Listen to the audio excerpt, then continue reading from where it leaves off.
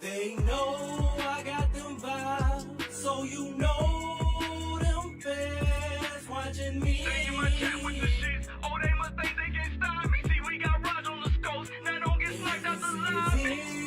Is not on me now. Tell me, what do you see? We send the vibes to the nation. LRP and our we in the sky with this shit. Just think it came out. See, it's 99% cap. Let me teach you how to vibe. 100% vibes. Don't bring that bullshit my way. Try your luck. Go against the vibe. Where you fuck, you gon' think I'm Mike Grable the way I make them tighten up. You'll be lucky if you even score. You should read more. Though I choose to live in peace, you should know I bleed war. I'm a recon man, one of the best in the sport. I keep a drone on my hip, I let it out to explore. They say the ops on the way. I see one, I know it's more. They just ran inside a building, my EMP goes to floor. Make them panic, play support. Crypto going manic, they tryna figure out how I do assault damage. Real just mark the surroundings, I know they can't stand it. Morosky sending out his ghost and they don't understand it. I'm headed to the high grounds to get all overstanding. Down you from a distance, see your partners, they just left you stranded. Damn, you know you headed to the lobby, right? Sorry for your awful fight, I admit it was easy. Get you some practice or you always die. I know you doing that ping thing. They gone, made it out of sniper range. Teach you how to Number one vibe. knockdown shield. It's been 7 minutes in the fucking game. I'm devoted. Hit you with the devotion, hear it wind up, quick motion. Now I'm headed with the wind to your partners, but I'm focused. See, Goat just hit that beast on the hunt. Ghost is ghost, we Look, D. reloaded, blow the EMP Number and one, we done. DD, Greg, KT2 the GOAT, Tim was always first be walking. What it do, play it, Nano, say yo, God first in the chat, Buddha after dark, in the shop with you. Let me teach you how to vibe. Goodness.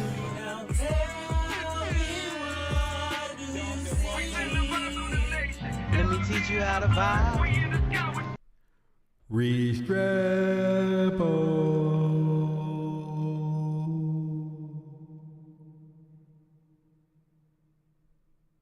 X gonna give it to you. Gonna give it to you. X gonna give it to you. Man, appreciate everybody on Facebook tapped in on the blue. Hit that like, share, comment, tap in to the daily content. If you on the red, if you on YouTube, hit that like, share, comment, daily content. I'm breaking the shop talks down in smaller chunks so y'all can get it easier. If you following me on Twitch, Amazon Prime once a month, you can use a free sub on me. If not me, use it on another content creator. Pitch in, pitch on there in YouTube and Kick as well. If you like watching, you don't want ads, want to use the stickers and emotes for free, tap in on Kick. Cost you nothing. Appreciate y'all, man. We live on multiple platforms, putting content on TikTok and Twitter as well. Follow me everywhere. Shotbybuddha. We in the shop. Oh shit! Here we go again. Man, I'm not finna waste no time today because Bama played nobody. We waiting on the Iron Bowl. So let's get right into it. We not here to talk about no MCS. We not here to talk about Bama steamrolling or who win this week and won that. Let me teach you how to about vibe. Xavier, Restrepo. Two-time, what up? We here to talk about it. Xavier, Restrepo. And let me come from a different angle. A lot of Tennessee Titan media people, radio personalities, they all think it's like some funny joke that what is Restrepo gonna do if he get in? It's like, we're the worst team in the NFL last year. We're the worst team in the NFL this year. With the worst receiving core. With Cam Ward, a rookie quarterback out there with no running game, throwing to what, not to disrespect these guys, what most people would consider practice squad guys or guys at the bottom of the barrel of a depth chart. And in all these years, in 5 years, we haven't improved past Mason Kinsey. That's not no knock on Mason Kinsey. It's a testament to his fight, his desire to be part of the Tennessee Titans, part of his resiliency. And we should not make fun of him. We should tip our cap to Mason Kinsey, but Mason Kinsey also is a benchmark. And the benchmark says Tennessee Titans used to get receivers who were good run blockers, not route runners, great at the catch point, guys that get great separation. We picked up guys because they were great run blockers. Now we're in this phase of we don't need great route runners or run blockers. We need guys that are good on special teams. I don't know any good franchises and teams that start with their receivers prerequisites being you have to be good on special teams.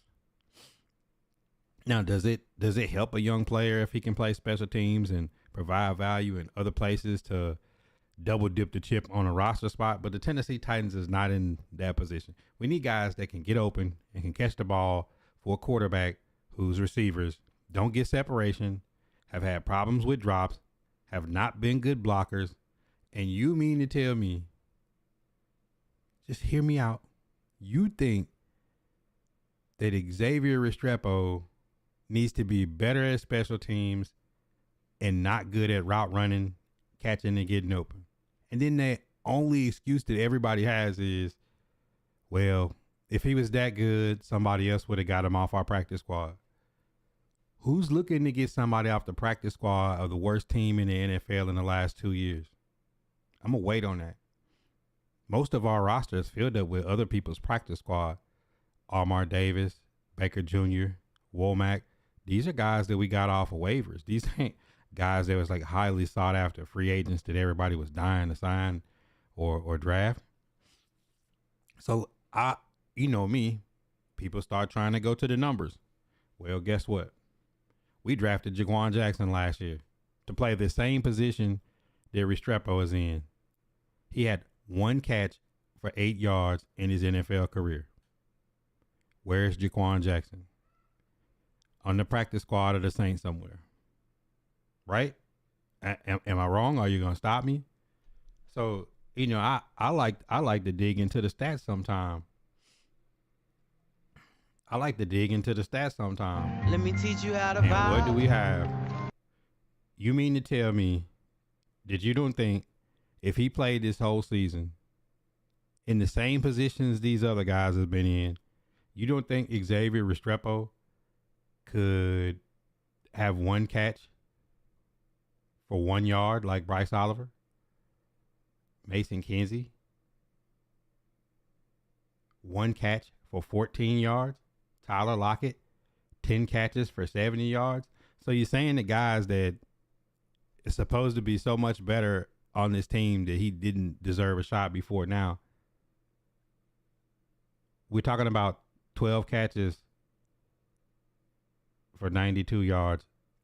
I think he would have got 100 yards receiving if he played this whole season. Is that far fetched to say that a spell wide receiver can get 100 yards receiving? How many receiving yards did Jaquan Jackson have this year? None. How many does he have in his career? 1 catch for 8 yards on 3 targets. I mean, do we need to go back to last year?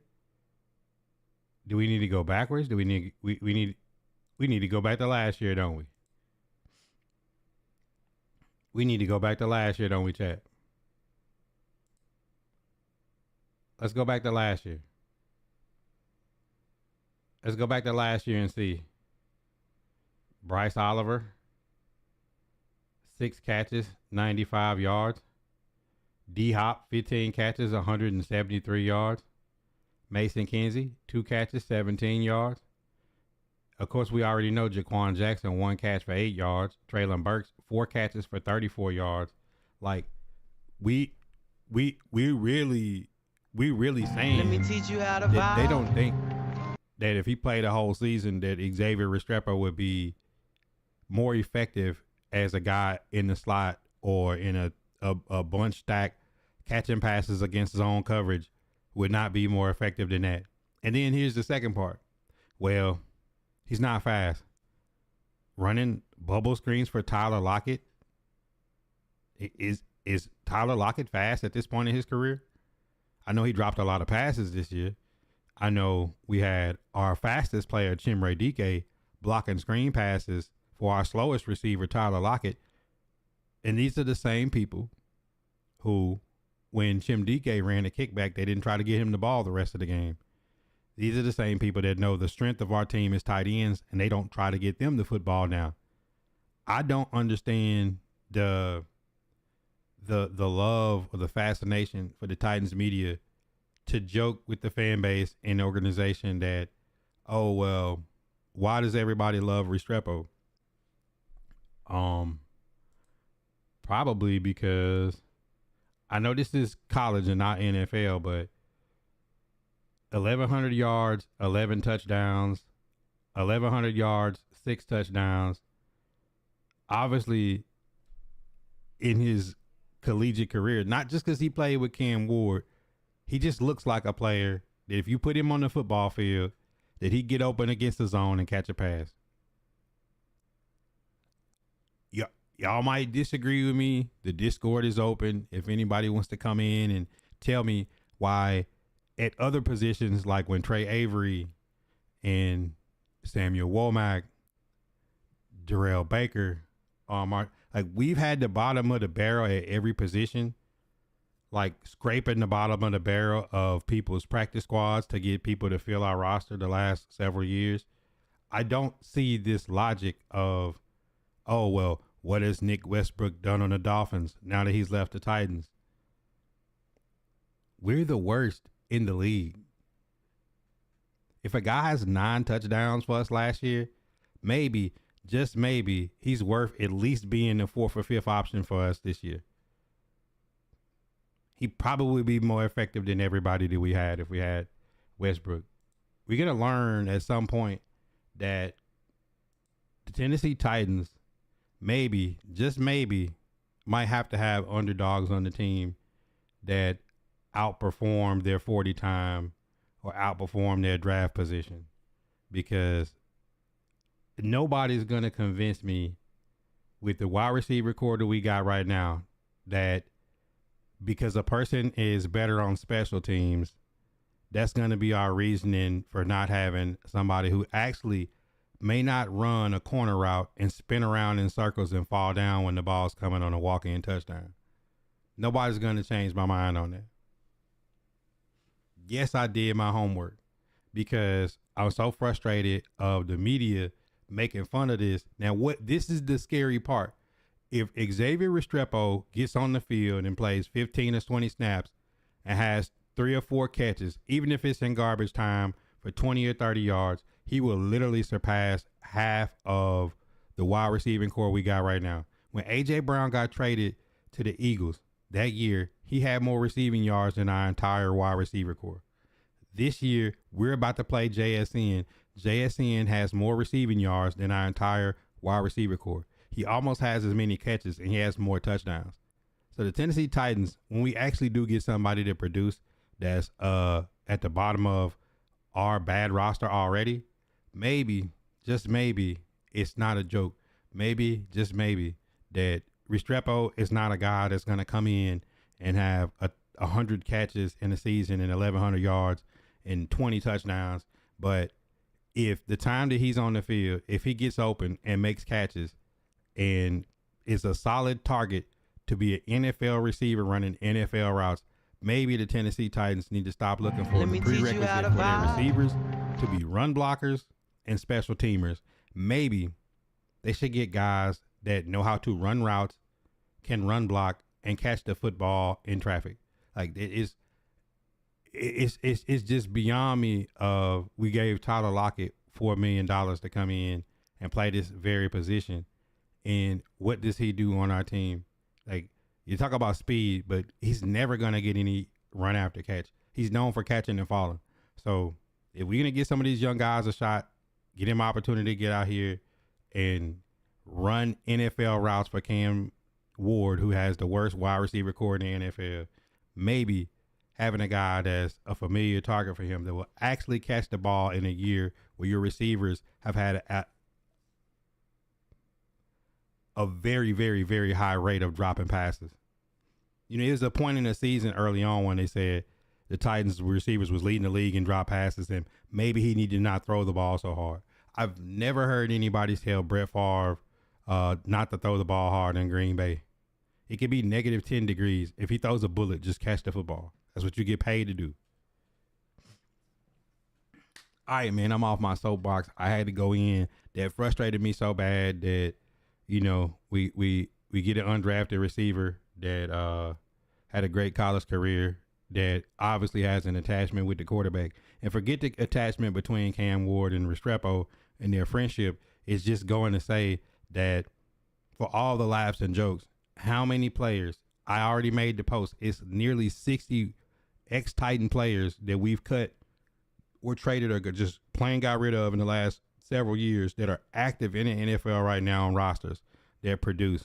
Right now, we have an unproductive roster when it comes to offense.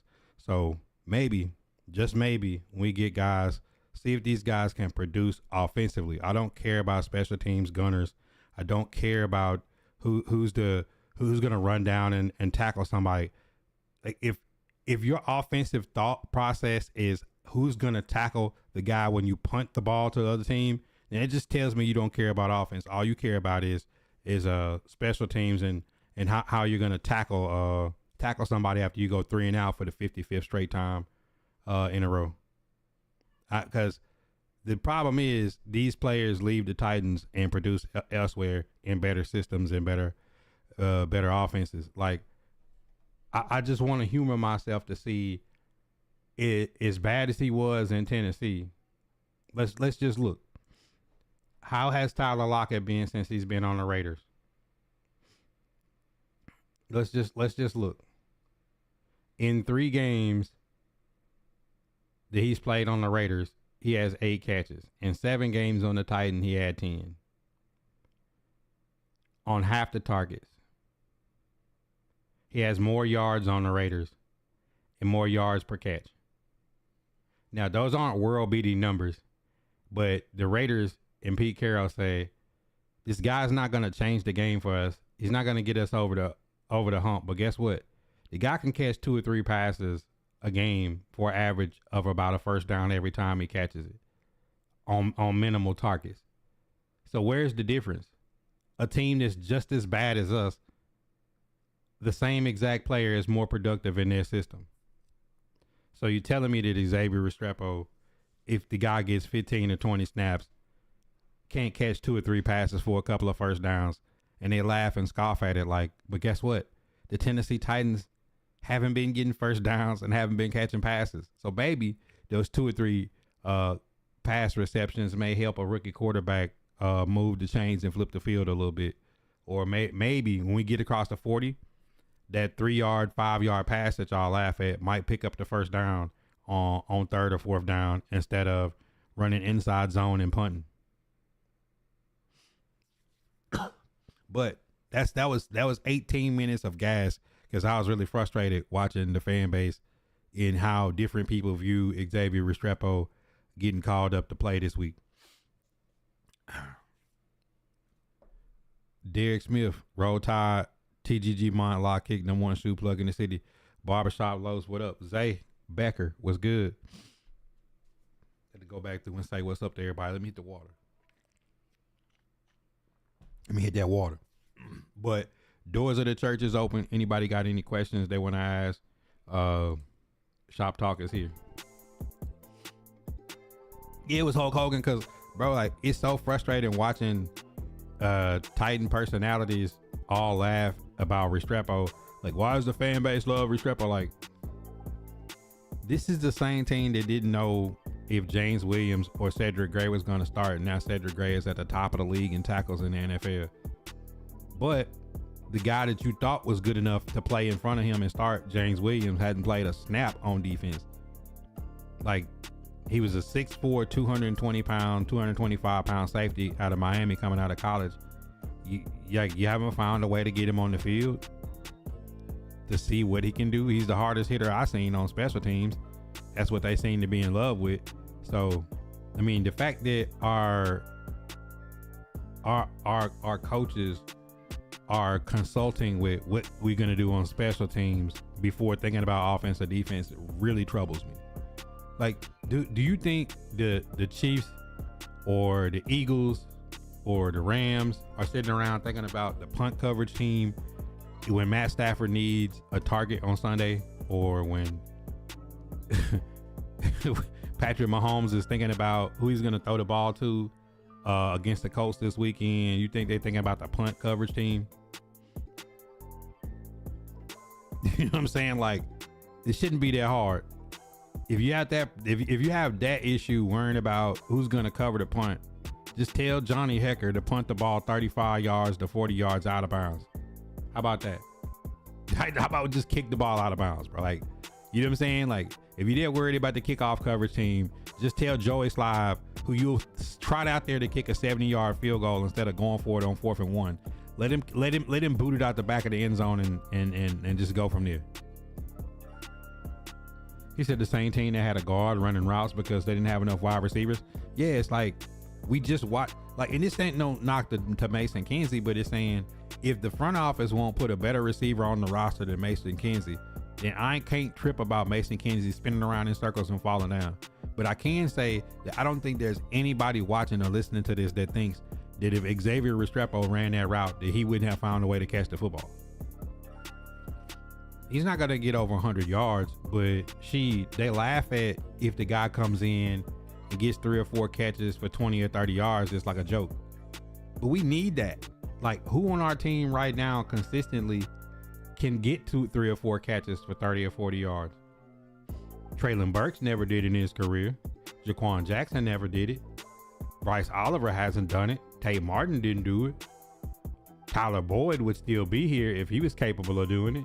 I mean, we brought Tyler Boyd. He was this big free agent pickup that Callahan brought in their mind. He played 16 games, had 39 catches for 390 yards, no touchdowns. Like, they bring guys in, like, every year. Chig is pretty much going to lead us in receptions and reception yards. You know what I'm saying? When you think about, like, Nick Westbrook getting 32 catches for 500 yards and 9 touchdowns. Nick Westbrook by himself had more receiving touchdowns than all of our receivers combined, and they feel like the guy ain't good enough for $3 or $4 million. And then you turn around and you roll into the year this year, and they just have this, like, I've never seen a team be so bad but so arrogant. The fan base, the media, the front office, like how the Titans approach things with arrogance when a tight end is our leading in catches and leading in yards, leading in run after catch as well. I mean, realistically, like, Van Jefferson was a solid pickup. The guy was like 1.6 million.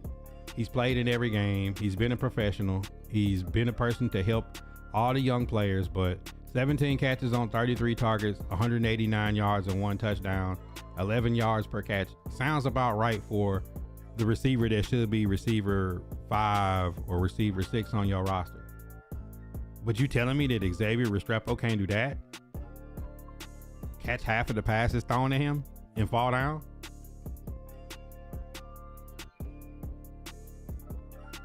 You see what I'm saying? Like, that's my thought process, and that's what frustrates me about the Titans is, like, they have this weird arrogance. You know, it's like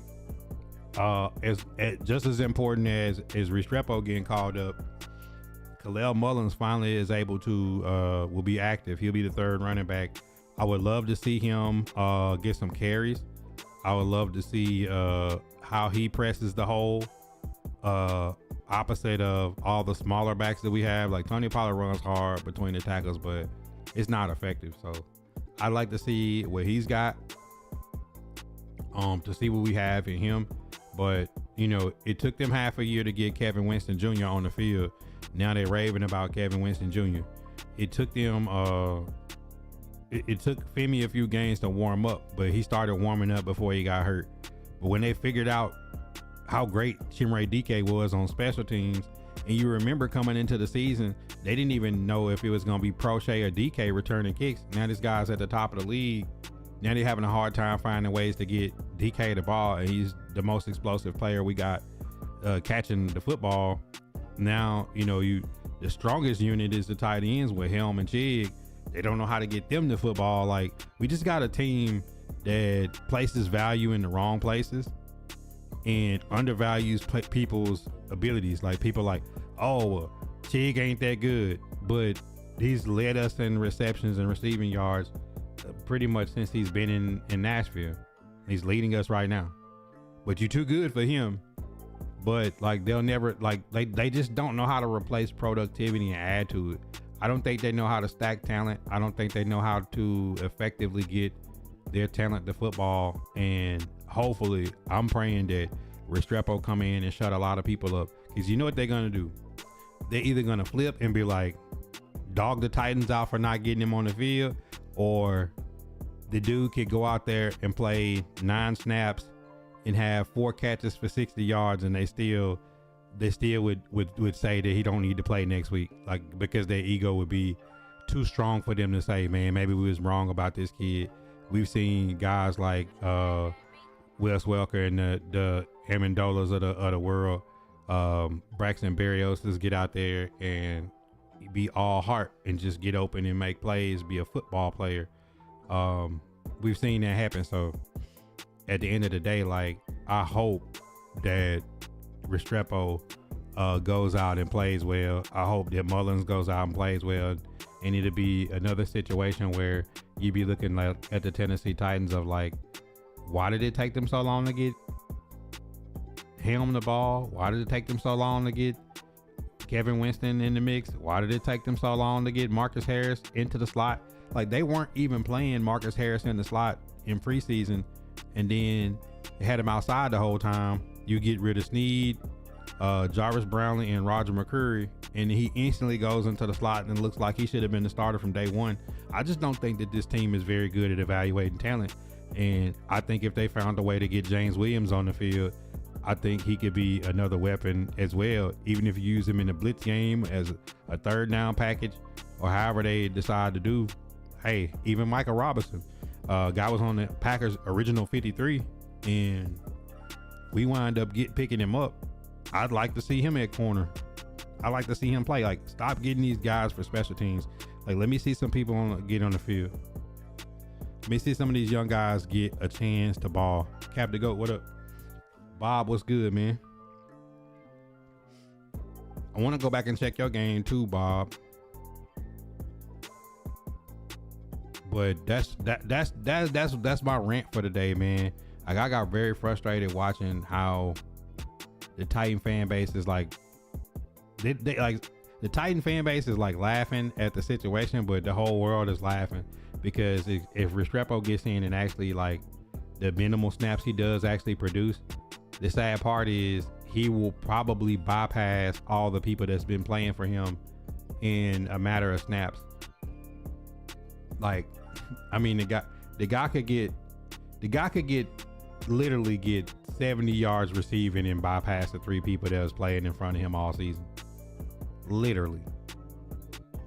And I hope he does. But the shop is open, man. Y'all got anything y'all want to ask? That's a good 30-minute burn for me. That's a good 30. That's all I needed was a hot 30, bro. Because, you know, looking at these stats, and once you pull up these stats and look, and you see Jackson Smith and Jigba have more receiving yards than the Titans, and then you look at, like, the guys that people feel like the reason why Restrepo can't get on the field, and then you're listening to Mike McCoy says, I want to lead the slot guys, and outside guys. Well, you move Marcus Harris from outside to inside, and he's your starting nickelback now, and probably will be your starting nickelback next year. Maybe, just maybe, you need to put guys out there and just let them play and see where they naturally fit into, because the guys in front of him have 92 yards on 12 catches for an entire season. I think Restrepo could get 12 catches for 92 yards. I really do think that. And you paid Tyler Lockett $4 million this year, and he's already surpassed all his statistics in 3 games with the Raiders than he had all season with the Titans after he just asked for his release. And, you know, as much as, you know, we were kind of on Quandre Diggs at the end a little bit too. Quandre Diggs will probably go help a team on some snaps too if he gets the shot. And it's just starting to be like the Tennessee Titans is just a toxic place for a player to come play. And the reason why I don't think any of the big free agents will come here this offseason, because things like this and how things is handled, is realistically, we seen Ayuk get his contract voided in the 49ers, and instantly in the Titans media group chat, I started seeing people talk about Ayuk. I'm like, If you can't if you can't handle Jarvis Brownlee Jr., if you can't handle Tavondre Sweat, how are you going to handle Ayuk, the guy that can't make it on the 49ers with their culture? And the guy that y'all want to be the coach is coaching on the 49ers, Robert Saleh. Like how does this work? Y'all want Mike McDonald to come be the offensive coordinator next year, but he brought Nick Westbrook over there. Like, but you didn't want him. So it's like, in my mind, it's like they so backwards in their thought processes of how they go about thinking about things. Like, George Pickens is not coming to Nashville. Can you imagine George Pickens talking to Mike McCoy right now? Like, all these different things, I just think it's silly. Like, none of these players want to come play, and they can't afford to take a shot at guys that they themselves say they can't handle it in their culture.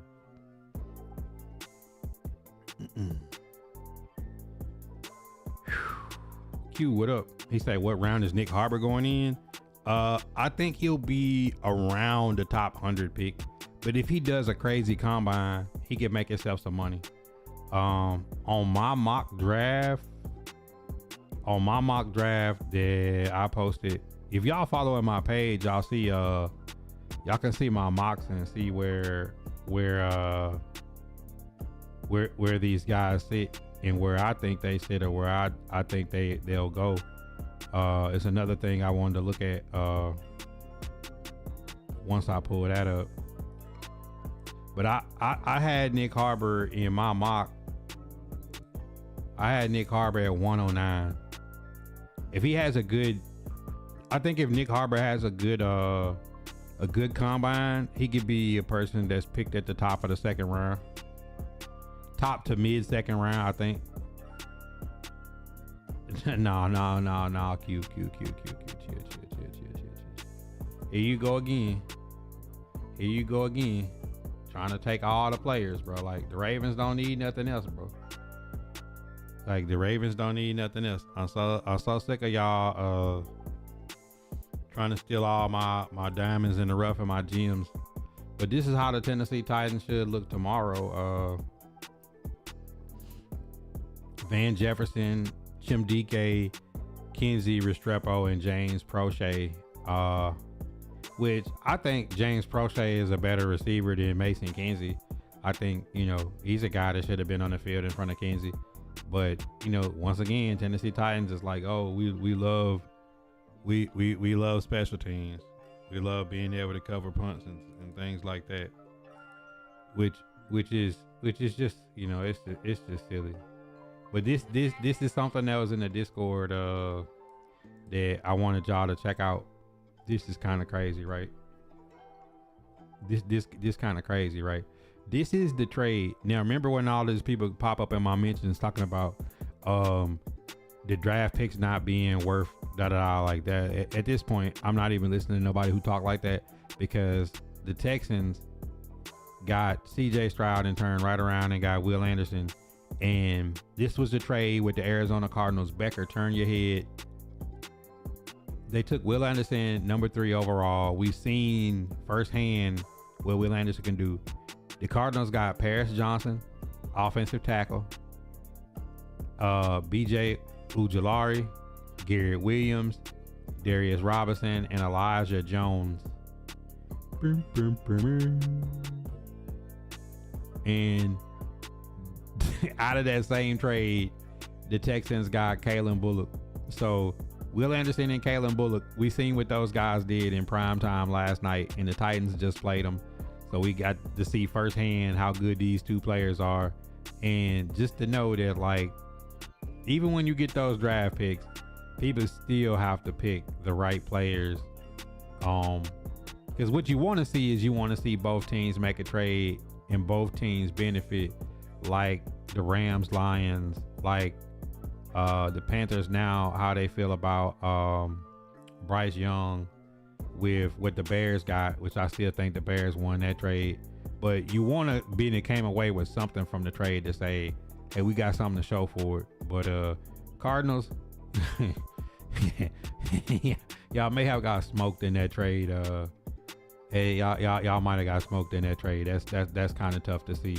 Kalen Bullock and Will Anderson Jr. was the two people they got back in that trade. As we talked about the Bears trade, one guy Bryce, one guy Caleb Williams, offensive tackle Luther Burden, defensive tackle like bro, and a 1,000-yard receiver in DJ Moore. That's kind of spicy. But that's a Titans offense that's gonna be coming to play the Seahawks tomorrow. I don't see a realistic way for the Tennessee Titans to win this game other than winning the turnover battle and T-Sweat and Jeff Simmons absolutely just destroying the interior center guard triangle for the Seahawks. And those guys like Jahad Ward and Arden Key are going to have to win on pass downs, and they're going to have to set a hard edge in the run game because we can't let Charbonnet and K9 go crazy.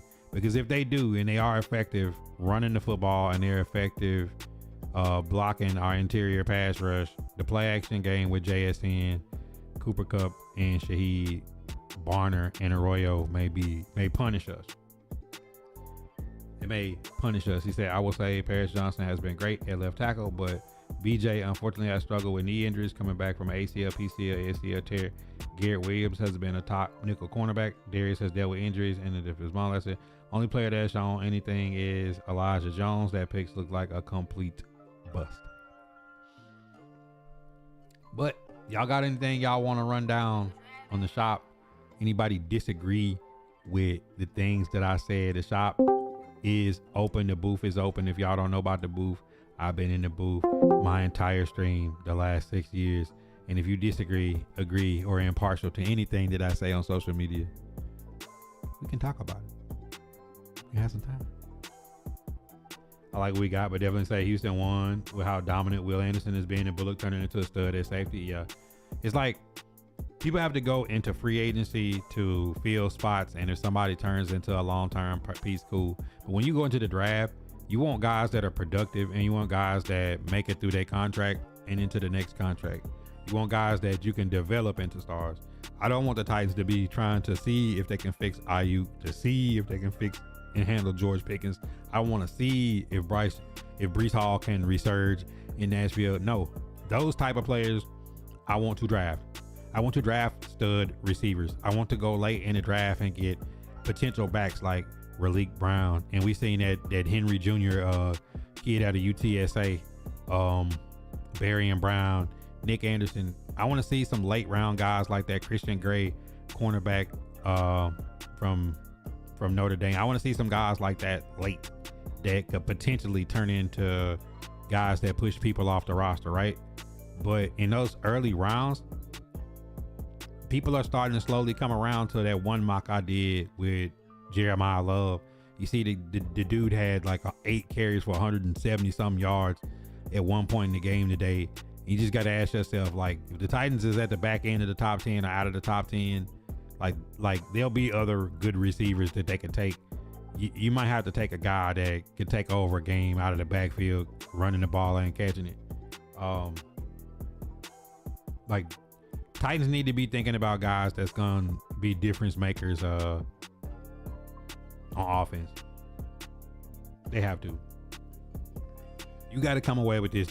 Like Jeremiah Love, we went through the running backs, the Mekhi Lemon, Jordan Tyson, Brazil, Nick Harbor, Jeremy Bernard, Jacoby Lane. It's gonna be probably 10 guys in them first few rounds at those skill positions that's gonna be able to turn some teams' offenses, be instant sparks. And the Titans need 2 or 3 of those guys, and they need to hit on some guys late. As far as, you know, the other things that people talk about in the Titans, like, that's the stuff you want to fill up in free agency.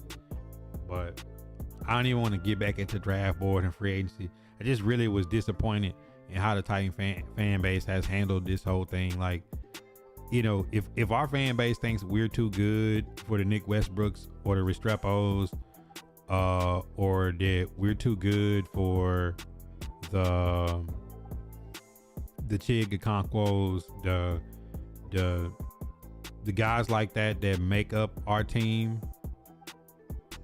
that the Jahad Wards, the Arden Keys, that still get to the quarterback after Draymond is traded and Femi is hurt, and guys that battle their self back off of injury and still fight. I think if the Titans, are find themselves too good for productive players, I don't see how this roster ever gets better. Houston's first rounder thinking they'd be top 5 team. They turned into a playoff team. They picked and turned into number 27. Yeah, y'all got fleeced.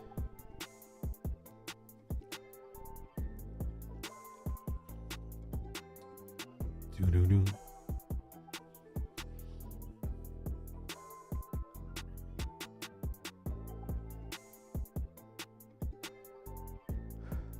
Man, hope everybody's enjoying their Saturday though. Hope y'all enjoying the day.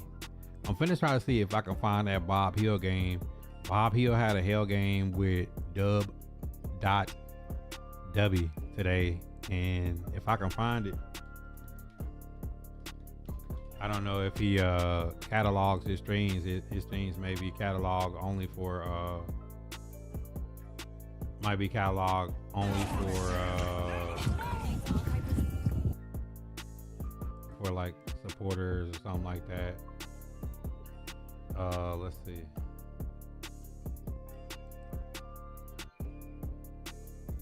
Nine hours ago.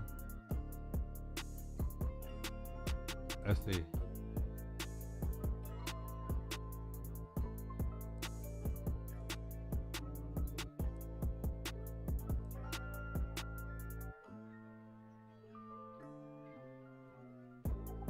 Two picks in the top 5.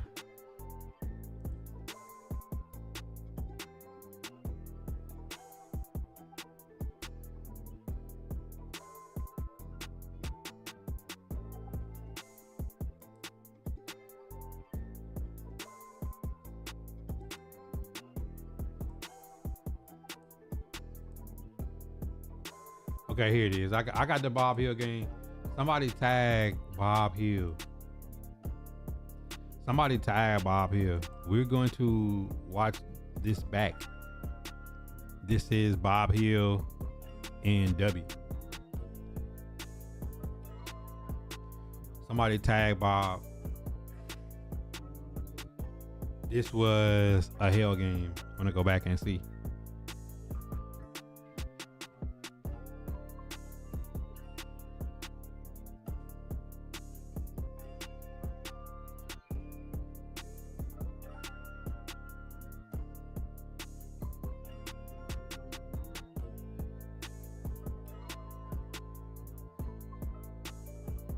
All right, we got Bob Hill and W.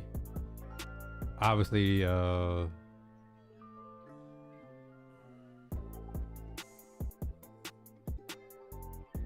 is a little crazy, but the coach got fired, right? Lane Kiffin, $90 million may take the LSU job. That's crazy.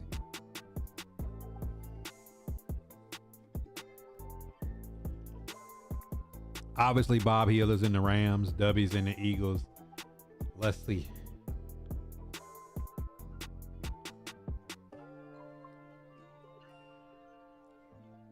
Katron Allen.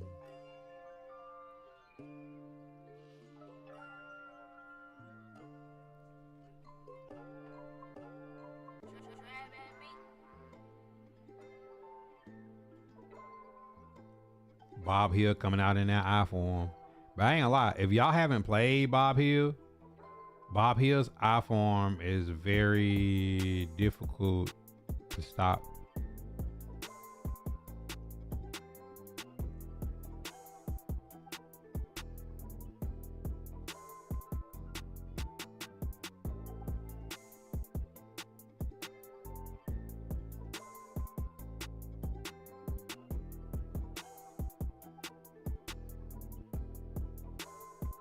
Yeah, but I struggle playing Bob, like, because of the way I play defense. Like, you just know, like, he'll pick up a run on 3rd and long, and you'll be in run defense.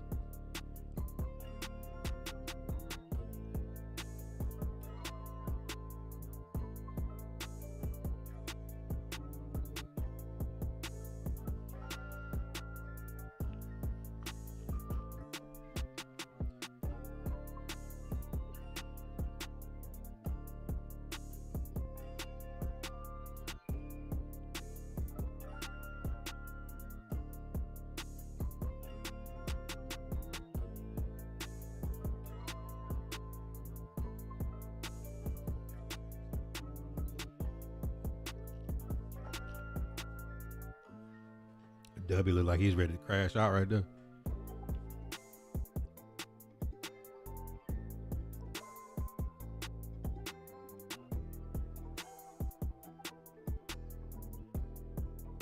Oh yeah, I ain't get to see the game. My daughter's birthday party was today, so like, there's really no chance of me. That's why I wasn't even worried about. Like, I know my daughter's birthday was this week. I knew we was gonna have a party. I was like, bro, there's no chance that there's no chance that I'll be around. 2 times, what up? He said, was more entertaining when the raids come out. Man, us old heads be frustrated like when certain stuff, we've been doing it so long that like when it happens, you just be like, bro, I'm gonna lose my shit. Being old man anger is different. Old man anger is different.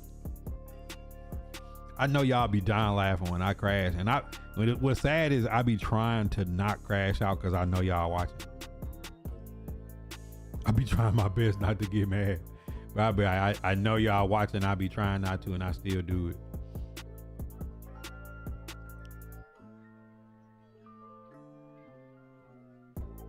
You see, but hey, W starting to lose his shit now because he know he playing a runner. Hey, look, look at his face. Look at W face. Like he know he playing a runner, so it's like it's irritating when you play a runner because like if you just know like in certain situations like you just like, man, this game could get away from me, and it be no like. If you fumble one time, you don't score one possession like playing somebody that's gonna run and play patient, you be about to lose your mind, bro. Especially like if this the first drive and W felt like he should have got off the field twice. You know what I'm saying? If Bob scored, like, see, that's that moment of being like, man, I feel like I should have been off twice, and now it's finna get ugly. Cause this, like, bro, I'm telling you, you play Bob and you don't get him off the field early, it's gonna be a long game. Like when you play Bob, you gotta get him off the field quick. You gotta get up on Bob like 2 touchdowns or something, and you gotta make him throw the whole game. Cause if you get into this like this back and forth chess match shit, Bob is just he finna do that right there. And if he get that running back hot, you can just hang it up. Cause like it'll be 3rd and 10, you'll hit him 5 yards in the backfield, and then Bob gone.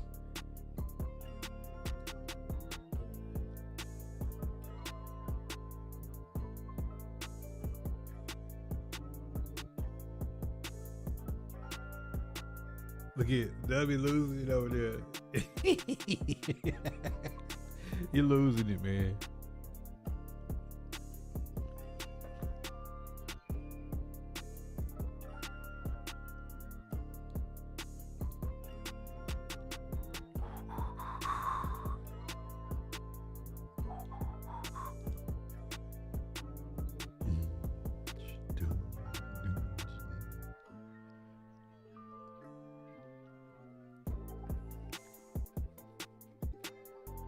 X gonna give it to you.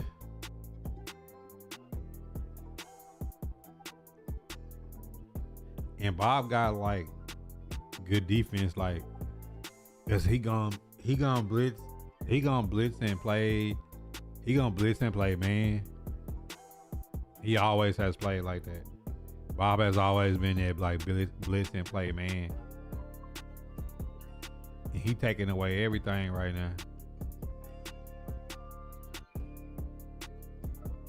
Oh, yeah, that was a very good spot.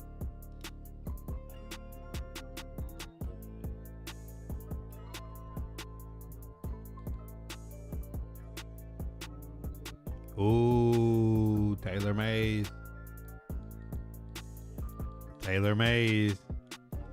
Bob probably got hearts on fire on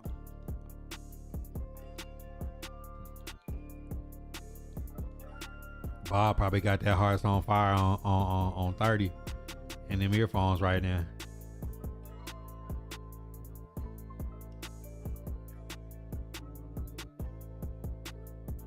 Hi, I'm Bob.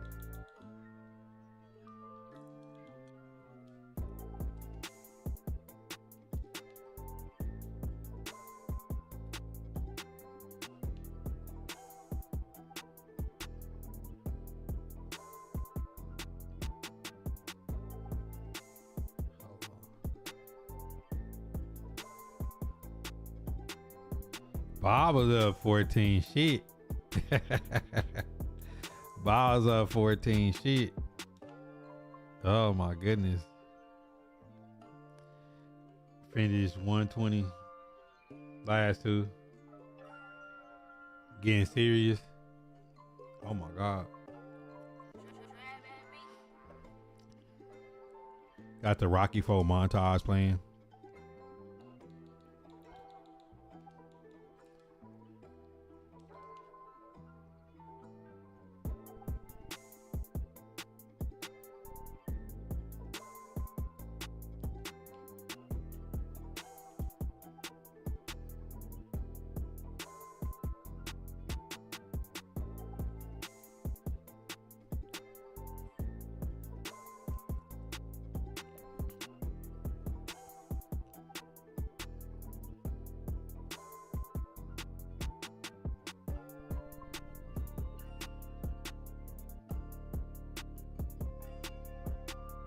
Wow.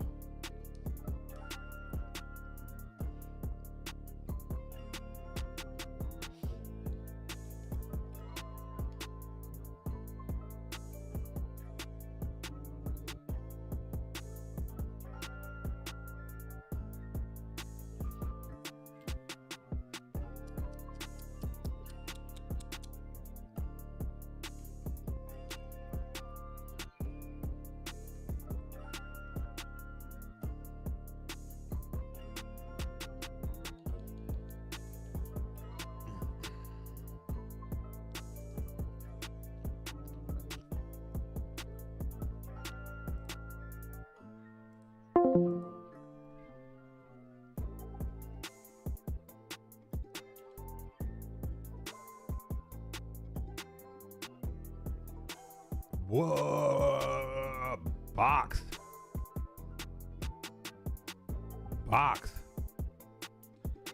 Damn, Bob got the vice grips.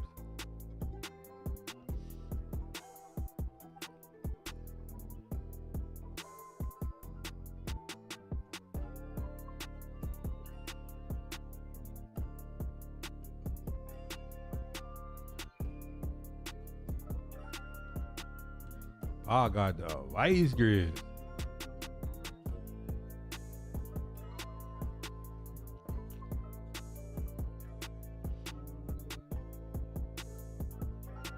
Bob got his ass out here in strong eye close. I know W losing his shit.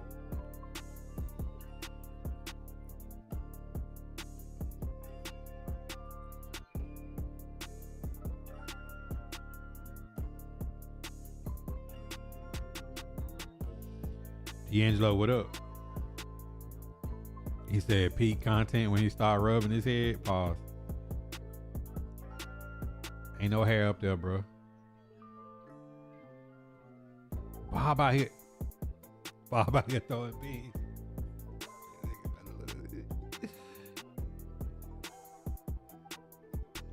Oh my God. What's good, D'Angelo? Who did Jags play this week? Y'all play somebody important. Who y'all play this week?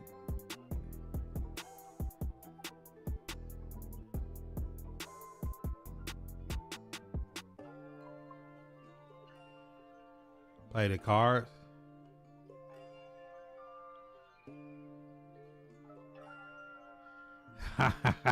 Becker.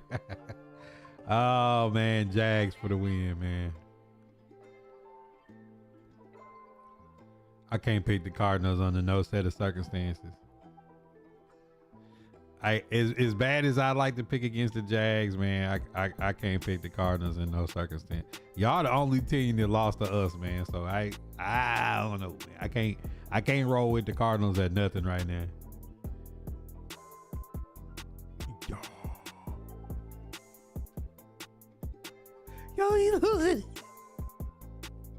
bro, Y'all remember when I played Bob in like what that was last the event before last, and Bob was doing this shit to me, bro. Let me teach you how to Hey, that vibe. bitch got a cheat code. He gonna fall for it. 34-23 Jags. I don't know if y'all get 23 points versus them. Oh yeah, he mad enough to be shaking, bro. Like, bro is out here shaking. Oh my God, Bob.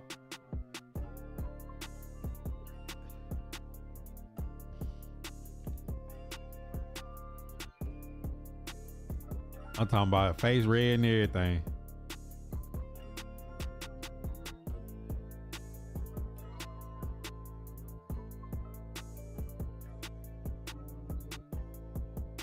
Hey, look, this is the sad part though. You down 14-0. It's a minute and 54. When he come out in strong eye close, you know what's coming. No, Bob. No, Bob. No. Throw that one away. Bob was going for a knockout blow right there and wind up just throwing it. I know he was. He's going for a knockout blow thinking that he was going to sell out on the run. No. He thought he was going to sell out on the run, and he should have threw that one away. But Bob still got the box on him, though.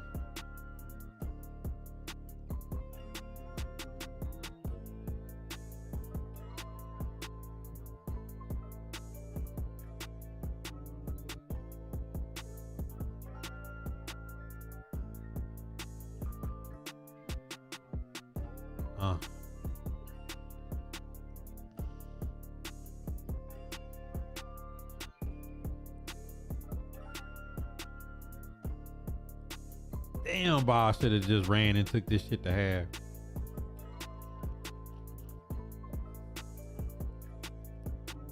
Should have took that shit to half.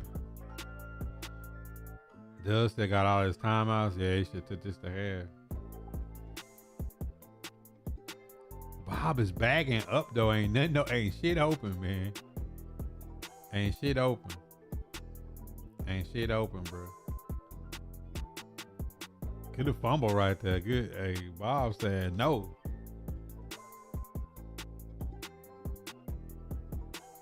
Bob take every route away with that damn safety.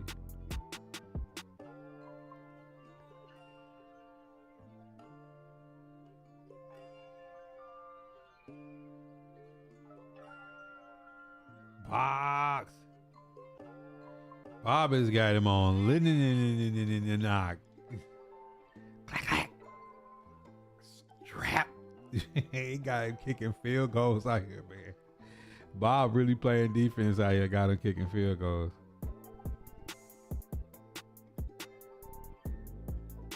I mean, Bob got the seatbelts out. Hey, look. Made a mistake and only gave up 3. That's good. That's great poise from Bob. To make a mistake and only give up 3. And if you can get that 3 back with 30 seconds left in the half with 1 timeout.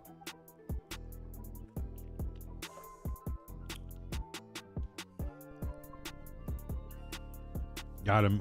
Hey, he got that man trying to figure life out.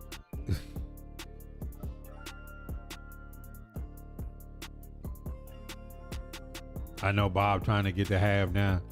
Because W got them timeouts. He just don't want to give him the ball.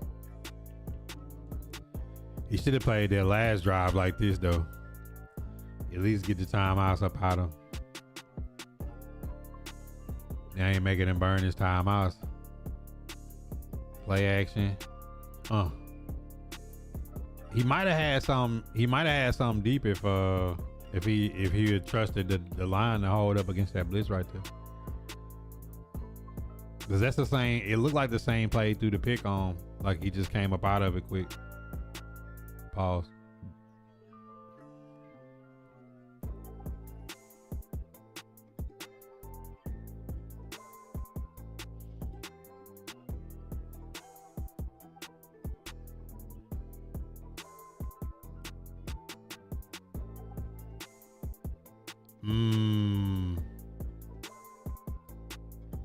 He would have been better right there, running and clicking off and sliding to make W use that last time out. But I mean, that's one hell of a punt. He ain't got enough time with the timeouts to do shit. Titans, do what Bob just did and put a better receiver out there. Stop worrying about special teams units. You can just tell Johnny Hecker to punt the ball out of bounds if you worried about kick coverage. Titans don't like having good cornerbacks, receivers, and running backs because they're too worried about the punt team. Titans need to start putting better skill position players and telling the punter, we'll give you extra $1 million if you can kick the ball deep and out of bounds.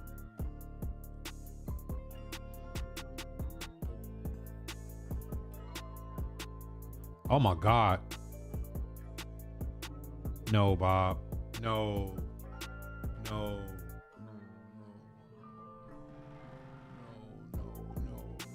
No. EA Sports. It's in the game.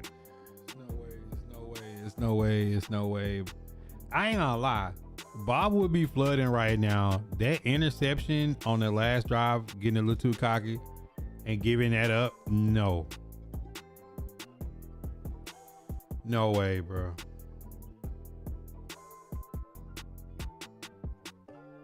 It's really W. Like, Bob went up 14-0 and spotted him 10. Bob went up 14-0 and spotted him 10. He spotted him 10.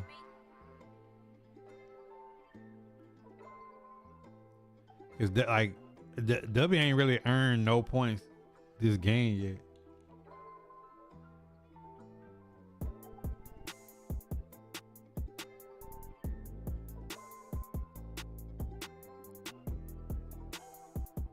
And he got the ball back. Come on, Bob.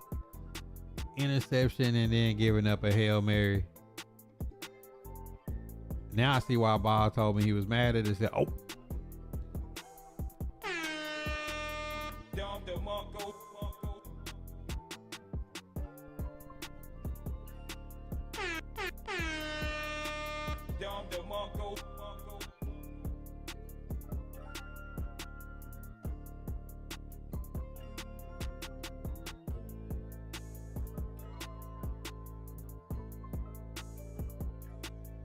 Yo, he got bludgeoned across the middle.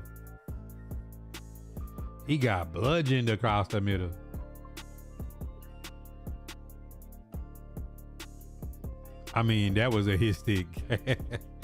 I mean, Thornton spent around like John Elway.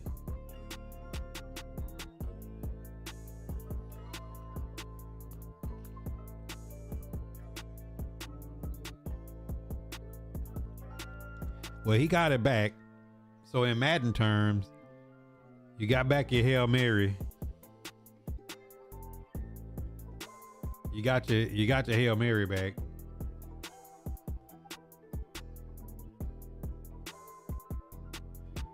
Man, D'Angelo, stop it. Stop the cat. My boy AW ran out of bounds now. He said no. He said no more of that.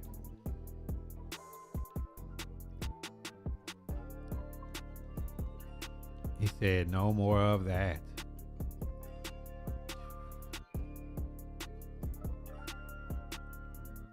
Uh-oh.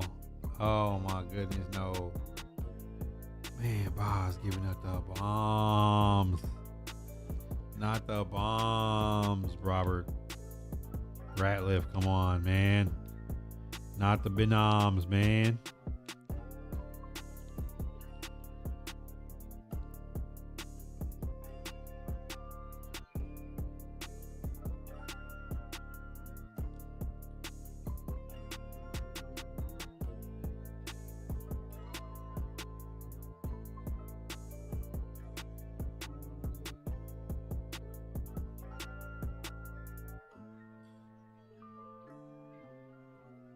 That's that old red zone play. That's an old red zone play. I used to run it. That's an old red zone play. I used to run it. They'll be pulling out the Madden classic plays.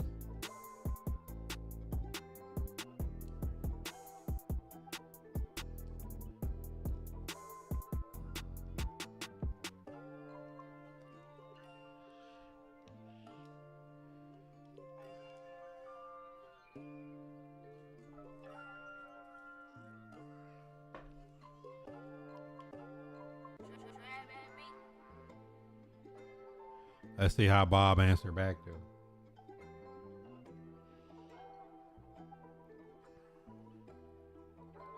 Let's see how Bob answered back though. Tyler Sage, what's good? If y'all ain't hit those reactions yet, hit that like, hit that follow, hit that share, comment, tap in. I live for the conversation in the chat, man. I don't live for the gameplay.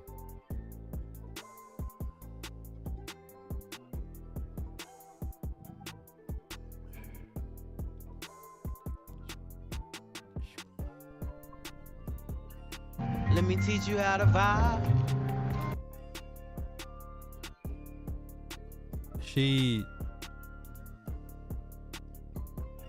Yeah, this was Singular Limbs. I was at my daughter's birthday party, so I ain't even had my phone on me, chasing her around. Oh my God, Bob.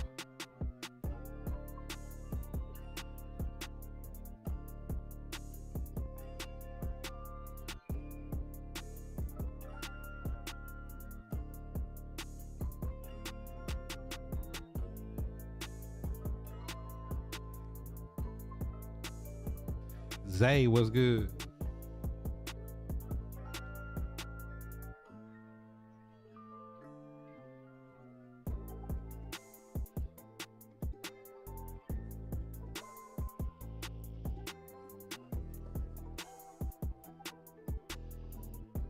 I seen it, but I'm not looking at that guy.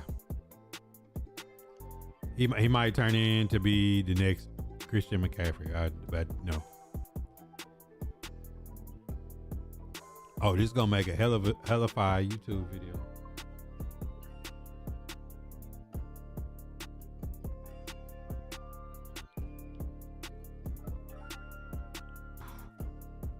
How about that with that cut stick?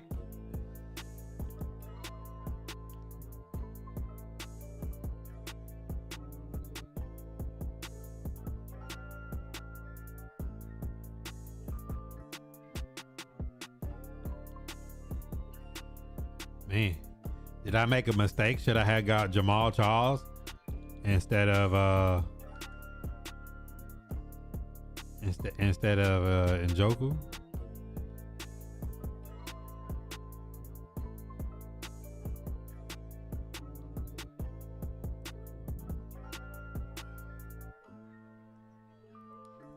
Bob is really bagging up though. Bob is really bagging up.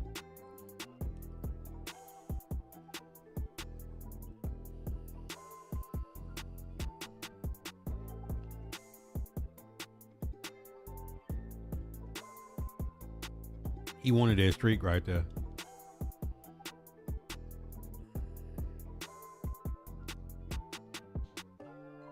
He wanted that streak.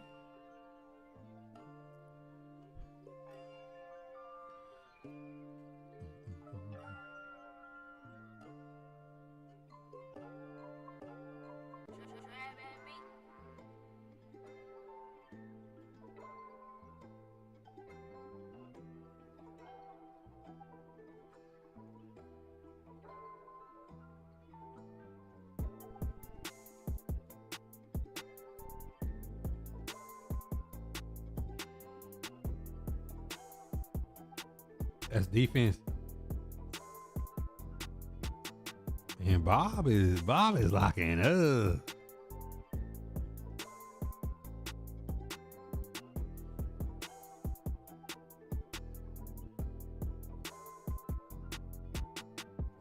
Yo, Bob changed the coverage up and he still got that off.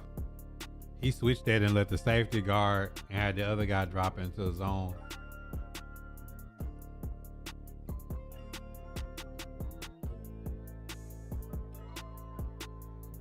Yo, Bob out here locking up, bro. I'm proud of Bob for this defense.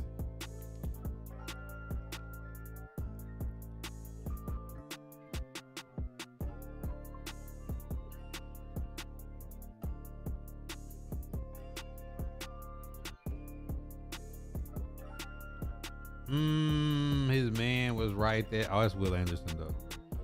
Will Anderson's a lineman, so he ain't gonna make a play for Bob right there.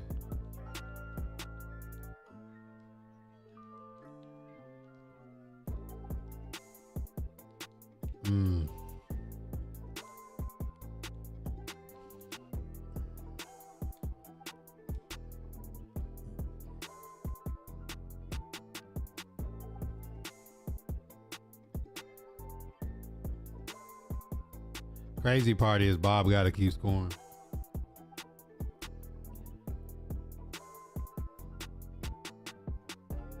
Let me teach you how to vibe. Big Jeff.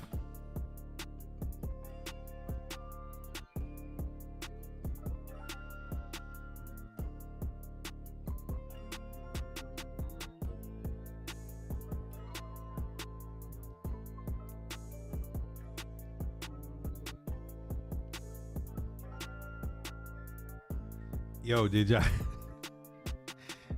see that post from Caribou? Me, I was crying, man.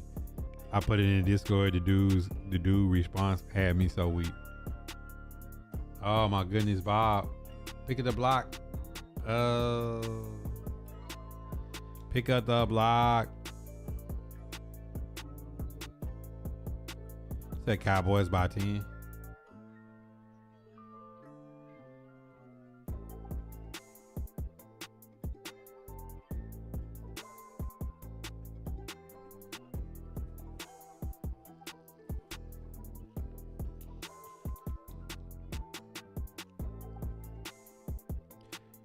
Eagles fly.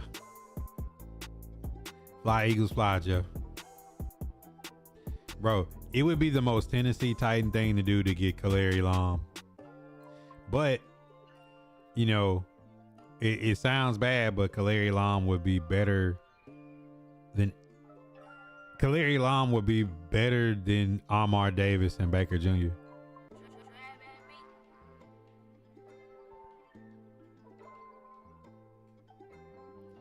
Oh, he got him sweating.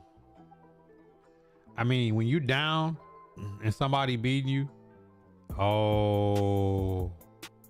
and they in strong got close in the fourth quarter, you kind of know you in trouble a little bit.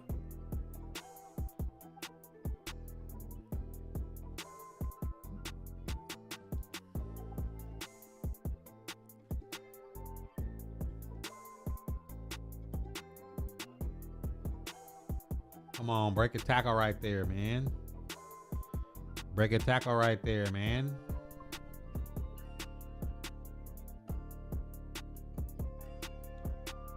I like that Bob is playing this aggressive, though. I really appreciate Bob's aggressiveness in this game.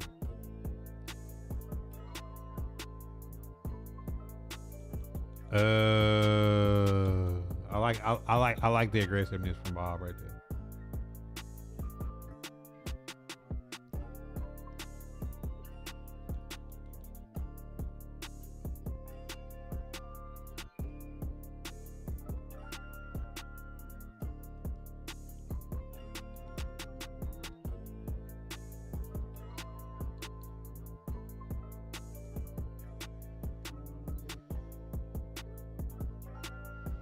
He got a weird step.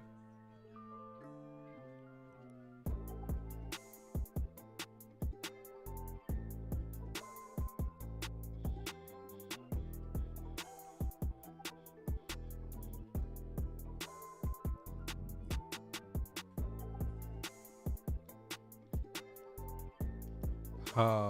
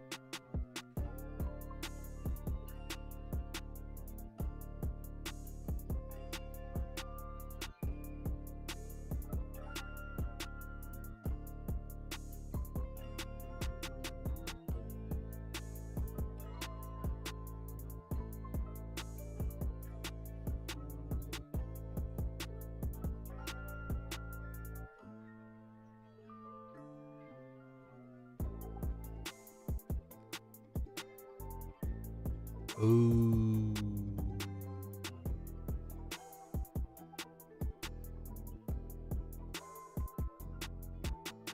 Ooh.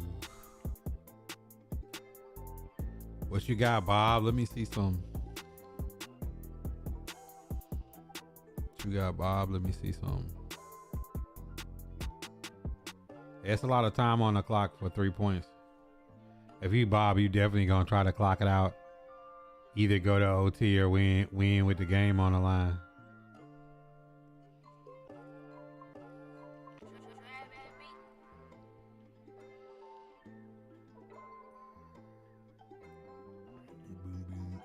Bing, bing, bing, bing, bing.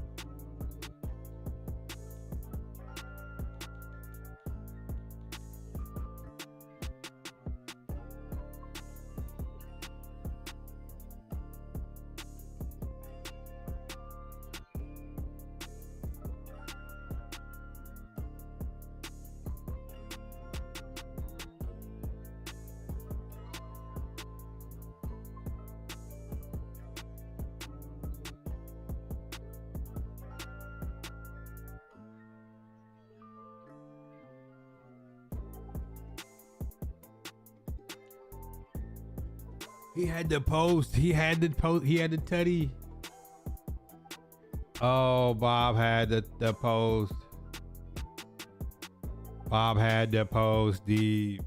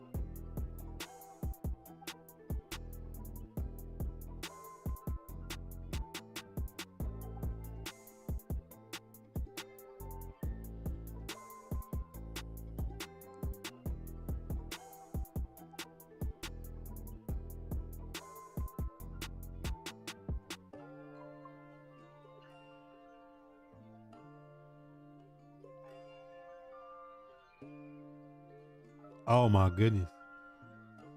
Irving Fryer. Frying people out here. Oh, Bob.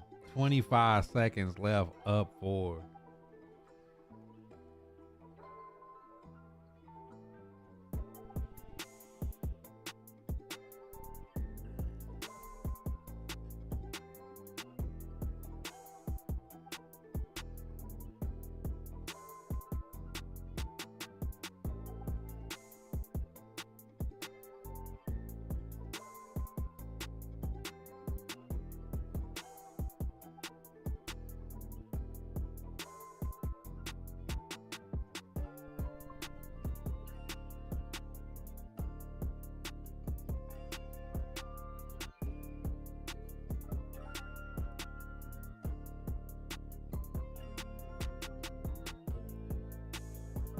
box and he took 11 seconds off.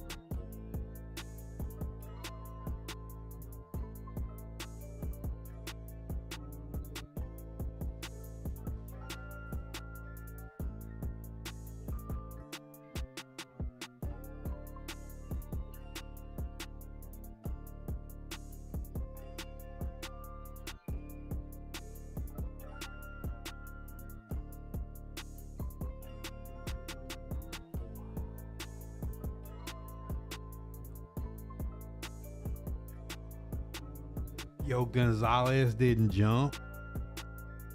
Gonzalez didn't jump. Oh my goodness. Oh, he was still, oh my God.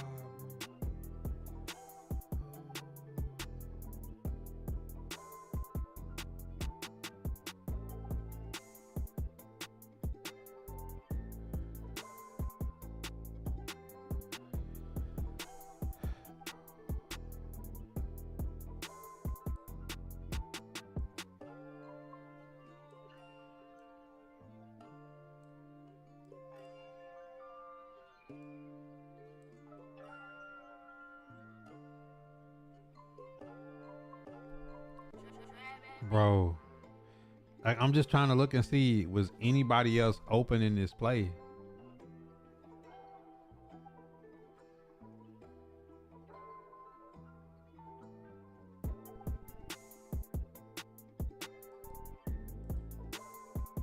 Everything was covered. Everything was covered, bro. Bro.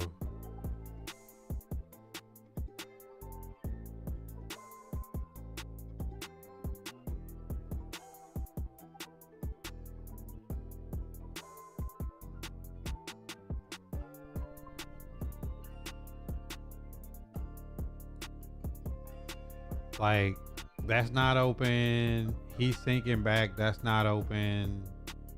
Initially, this is covered. No pressure on the rollout side. Does this curl pull him? Oh, this, all right, this drag to this curl pulls him.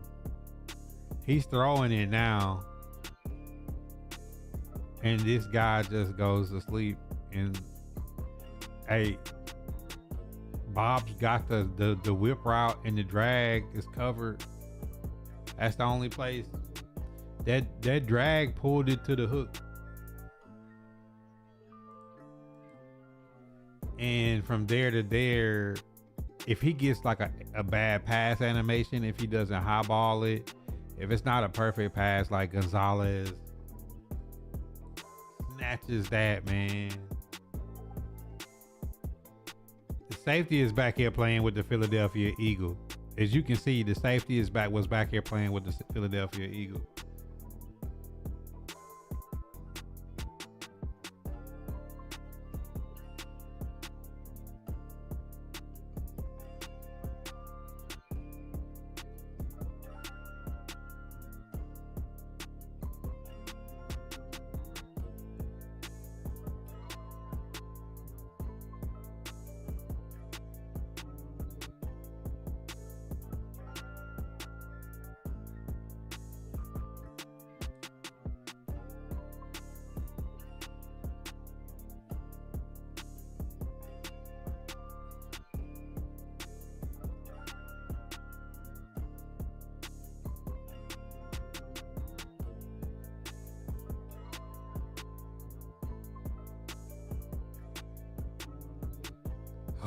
goodness, Bob. Bob texted me and I was like, I ain't get to see it. Watching it back, it doesn't make it feel any less pain. You was watching that game on Henry's Live and didn't know it was Bob.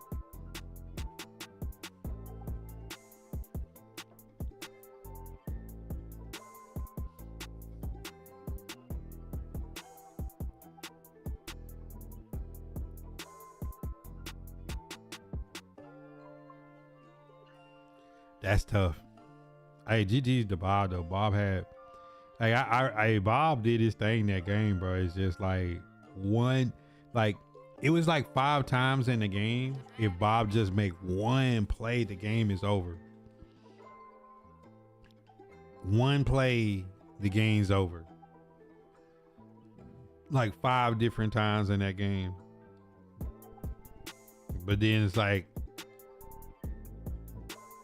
W didn't give up and fought all the way through.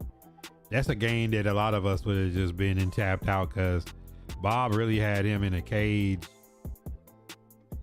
Defensively, he was on everything. He gave up a couple of bombs, but who doesn't give up a couple of bombs here and there? That's crazy.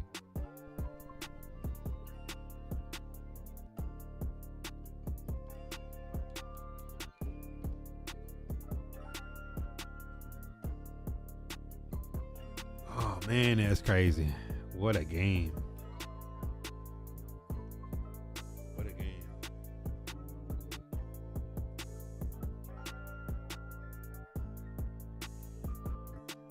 What a game, Chad. Playmaker hit. I mean, Bob fought back from all that and scored, and all he had to do was just get off the field in 25 seconds without not just giving up a field goal, without giving up a tutty. And then the tutty came. Tennessee is putting the belt to Florida. Gator fans are quiet. Georgia Tech is getting belt from Pitt.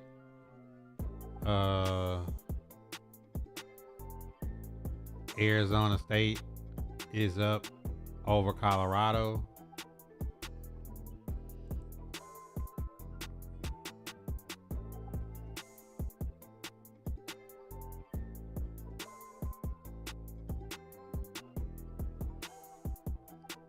Vanderbilt spanked Kentucky. Notre Dame punched out Syracuse.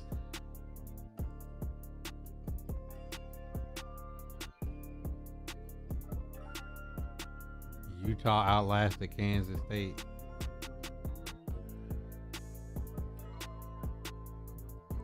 What?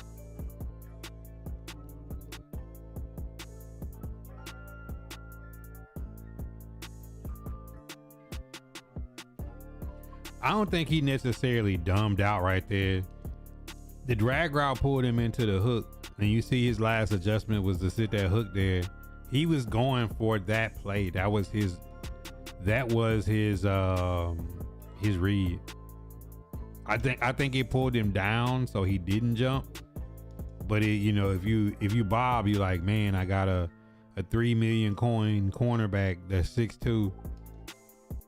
Make a play for me.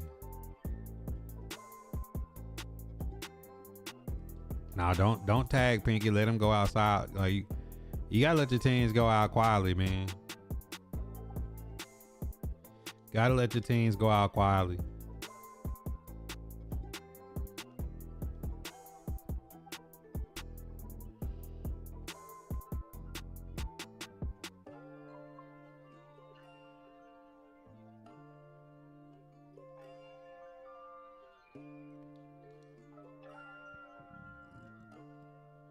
He said,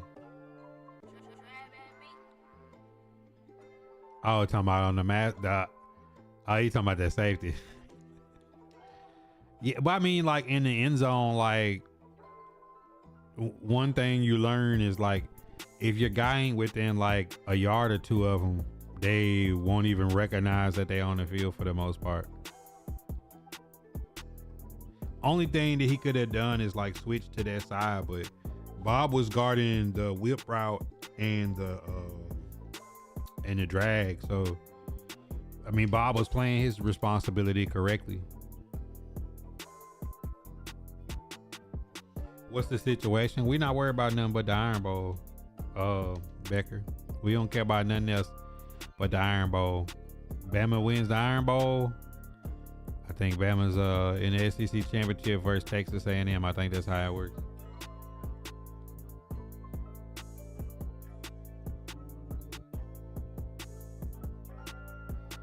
Bama beat Texas A&M. They in the playoffs. We don't care about it. We don't care about nothing but the Tide, man. Y'all gotta learn. We don't care about nothing but the Tide. We don't care about them other teams and the things they got going on and what can help them.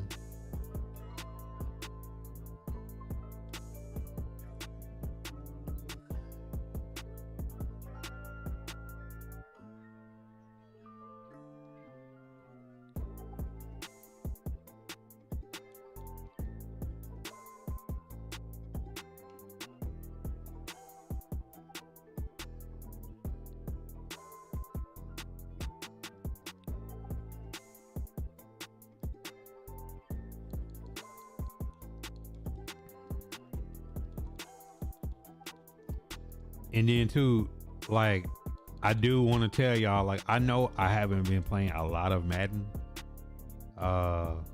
lately, but that's what the shop is for. That's why I try to crank out so much of the other content, just because I knew I was busy. I knew I wasn't gonna be able to be like focused to try to play in any ladders or nothing like that. So I've been trying to pump out the shops and the offline content, because I just haven't had the really haven't had the time.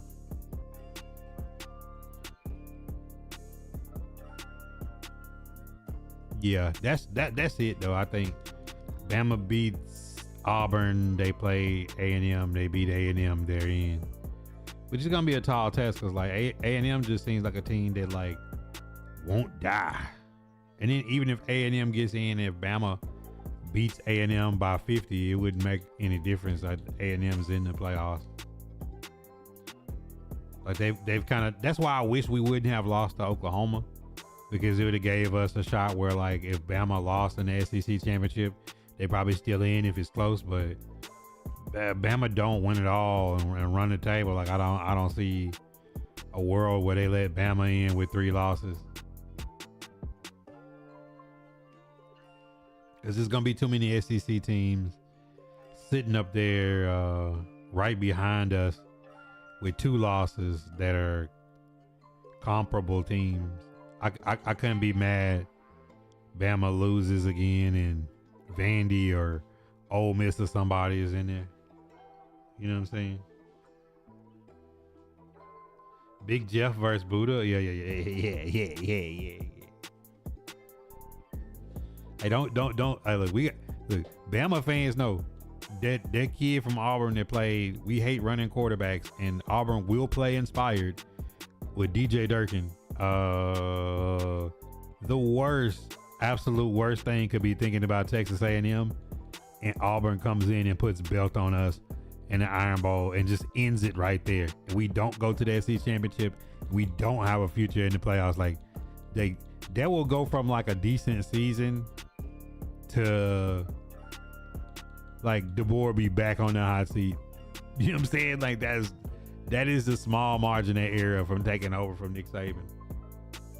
You know what I'm saying? Like, I know that might sound crazy to other fan bases, but when you a Bama fan, like, you can go from being on the high horse, losing a 2-point game to Oklahoma, and then losing to Auburn, to a coach thinking really realistically talking to his wife about going to Penn State. Joe Bright said Titans to the Super Bowl this year. You heard it first. Hey, Joe, tell me where you get your drugs from, because I would like to get high, sir. Life is stressful. I like to get high. I like to know who's your dealer. I like to know what drugs you're on, because I want to get high too, bro.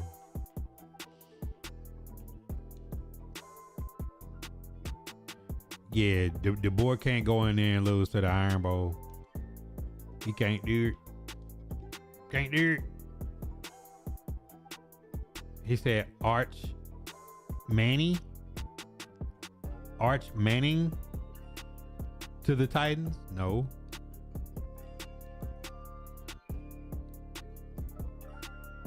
Yo, my dog 3K, what's good, my boy? Hey Job, like, you 0 for 2. I like for your third to be a good one so I can respect your sports knowledge. This is the shop. We respect and all opinions are safe here. But I'm gonna need the next sports take you throw out there to at least be in like the ballpark range of like we can shop talk with you to the extent that we respect your sports knowledge. If you can't go 0 for 3 out the gate. Like, we like to have like real conversations. We don't just be throwing things against the wall and just saying things just to say it. You know what I'm saying? Yeah, 3K. He can make a lot of money staying in college, which this NIL gonna have an adverse effect to how things work than people thought, right? Like, imagine the QBs saying, you know what, we just gonna ride 4 years out and play the portal. You can make more money than you can guarantee yourself more money than what you could potentially get going to the NFL. You know what I'm saying? Like, just think about the money that Quinn Ewers left on the table. Quinn Ewers could have made more money this year coming back than going to the NFL in the next 4 years. He got like a 4-year, $8 million deal. He could have got a 1 year, $10 million deal going back like Carson Beck. So I don't know. That's going to be the new wave, is these players are going to realize that they could just stay in school and make more money playing the portal than rushing themselves, especially a QB. Because if you're a QB and you go 4 years and you're good all 4 years and you maximize your money in the portal, you're gonna be a first round pick. You're still gonna get the same money you would have got coming out early. And odds is, go to a better situation. You see what I'm saying? Like, marketing money in NIL, Arch Manning can make $10 million a year. If he don't go lottery picking the NFL, it won't be worth it for him to come out. And he's coming from money, so it's not like he has a real need to just dive out. You know what I'm saying? Like, he don't even have that real need to have to do that. Personally, I don't think he's and should be thinking about that.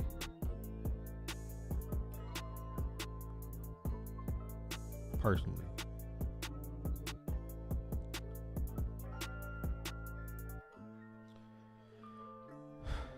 He said, all jokes aside, a real take is KC missing the playoffs this year.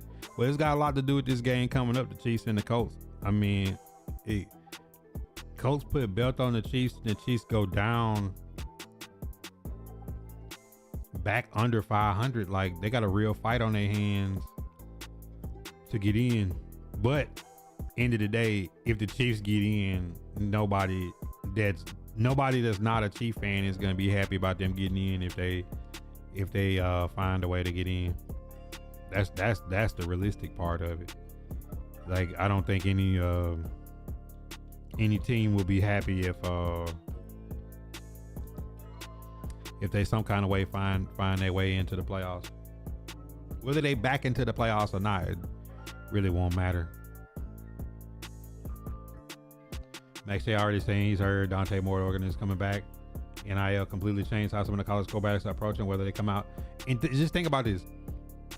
Shador was like an NIL baby, right? Like, marketing dollars and all that. Sold the most jerseys, coming into the NFL. But on the other side of it, it's like Shador was also the guinea pig for them to see. Look how it hurt Nico. Yama, how you say his name. Look how it hurt Shador going to the NFL. Look how it hurt Quinn Ewers. So a lot of these guys should be saying, instead of coming out early at QB Anthony Richardson. Anthony Richardson only played what, like 20 some starts before he was in the NFL, like total. Yeah, stay in there and run that number up. Enjoy college as much as you can, get that free money, and come into the league with the intention on longevity instead of just rushing to the league, because people used to run to the league because they needed to get paid. You know what I'm saying? It would have made sense if he wasn't making any money in college to be trying to get that $8 million, $10 million. But and now you talking about a guy coming into the league already having money. You know what I'm saying? Like, that changed the whole perspective of everything. Like everything's different if we talking that.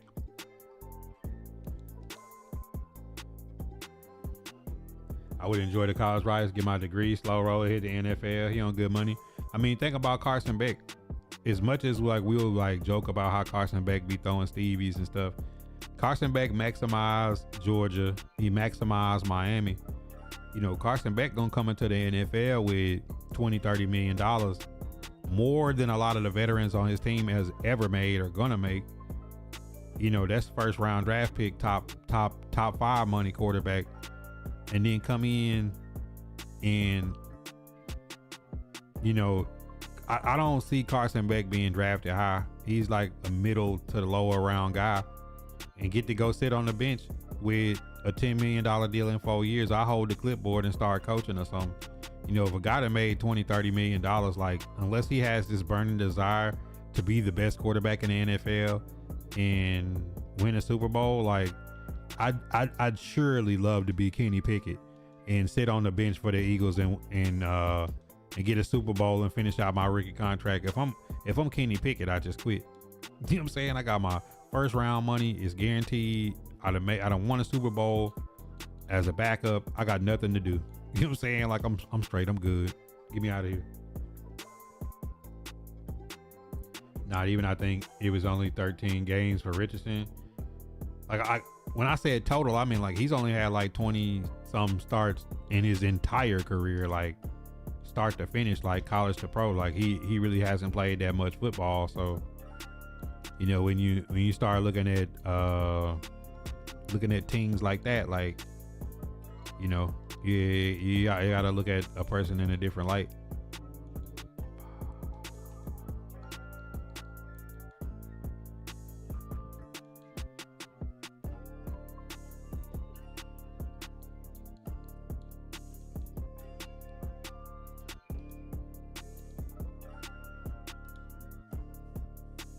Carson Beck running the back up, gonna be back up for 5 to 10 years, get that bag and move on. I mean, realistically, like perfect scenario is Kenny Pickett. You go in the NIL, make 20-30 million, get you a good NFL contract, be a backup, your team win a Super Bowl, and you just quit and start coaching, do like Greg McElroy and be on SEC Network with a suit on. You know what I'm saying? Like, to me, that's a better look. That's a better look.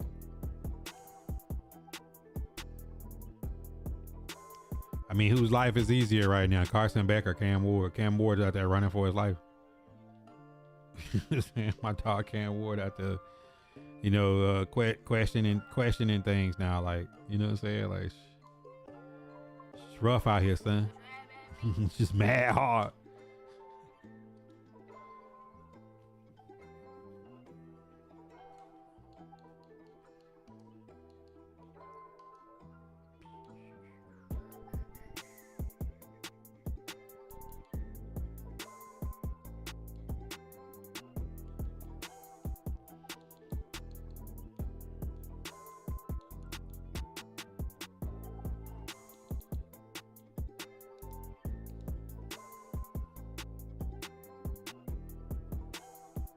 Man, just stay in shape, protect your body, you know what I'm saying, and just get right. You feel me, Becker? That is the life. That is the life.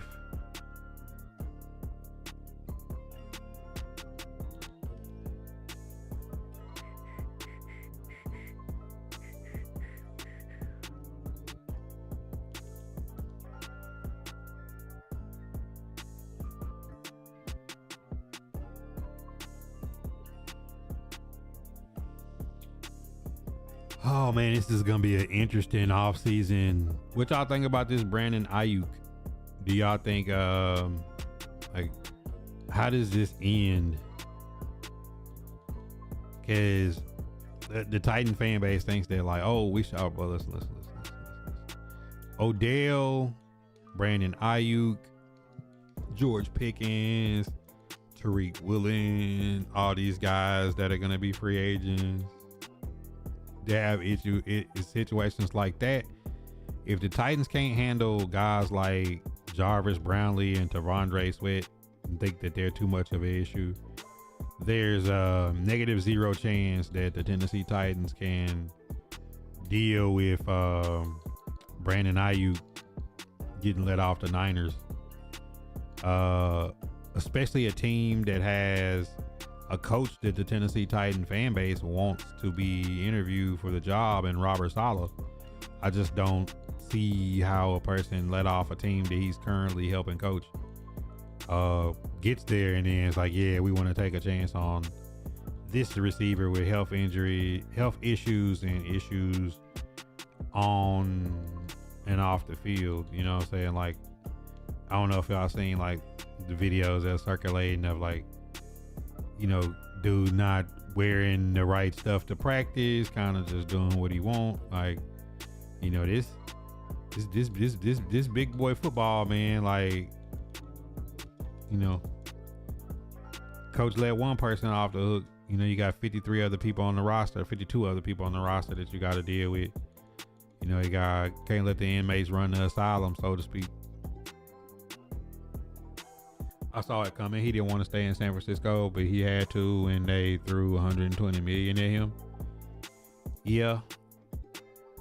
I mean, and that's what I tell the Titan fans, like, bro, like, the Titans seen that the Chiefs no longer wanted to deal with whatever they had with L'Jarius Sneed.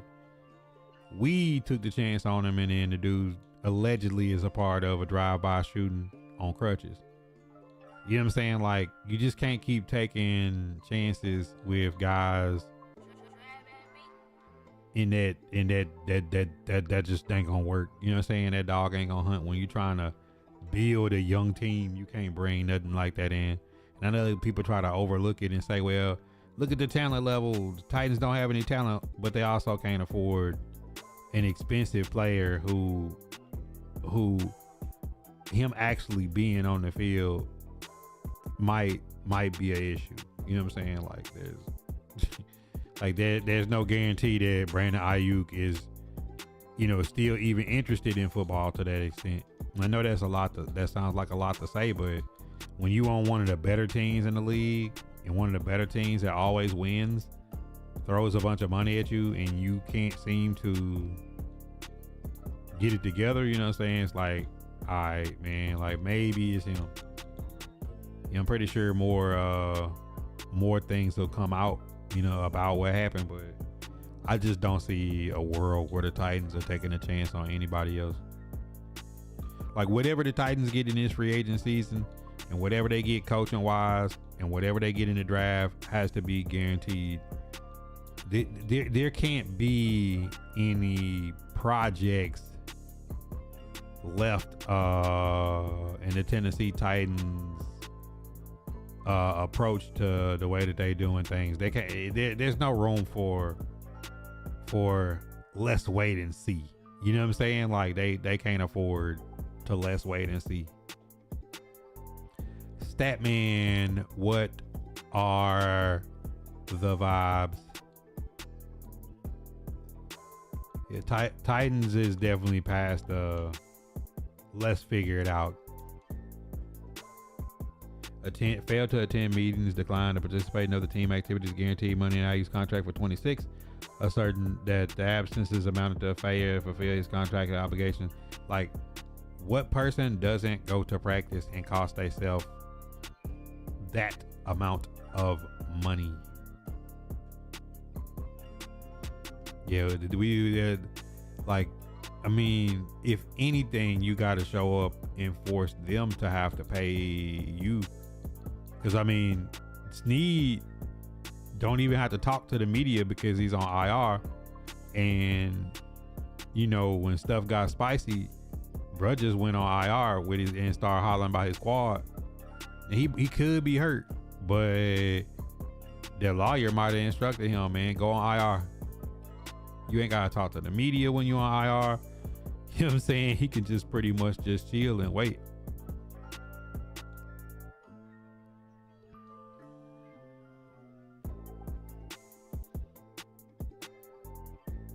He can pretty much just chill and wait. And then depending on what happens, they're saying that Snead will they're saying that like they can retroactively get their guaranteed money back from Snead, but it might be a situation where Snead just full on goes into, he got a Super Bowl ring. He done already made what, 40 million of his, let's look. Y'all know Shotbybuddha, pull it up.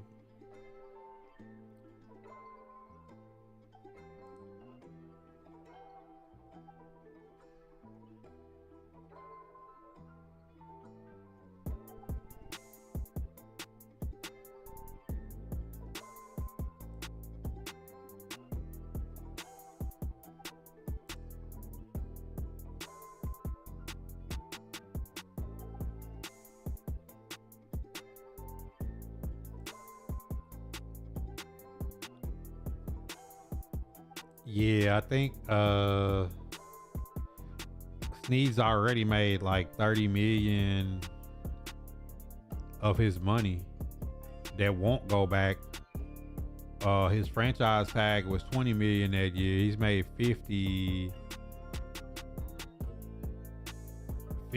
plus the 4. I mean, he's made over $50 million and he's got a Super Bowl ring.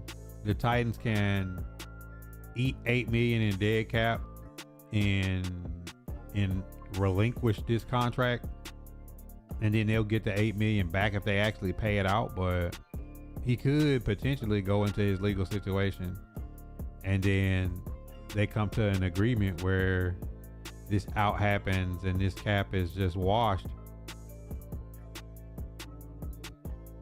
one way or another if he has a legal situation.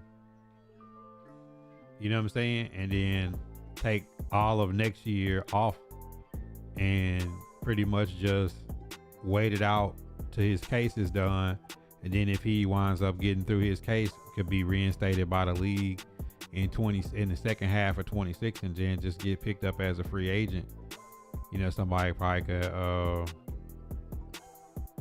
you know what I'm saying? Somebody could probably re-sign him up at that point. He won't be getting what he was getting, but a Super Bowl and $50 million, bro, like, you know what I'm saying? Like, we out of here. Which I'm pretty sure he'll probably have to wind up selling out of court for the civil case if he actually like is involved in somewhere, you know, gunshots have been fired into a vehicle. Cost itself 24.9 and 26.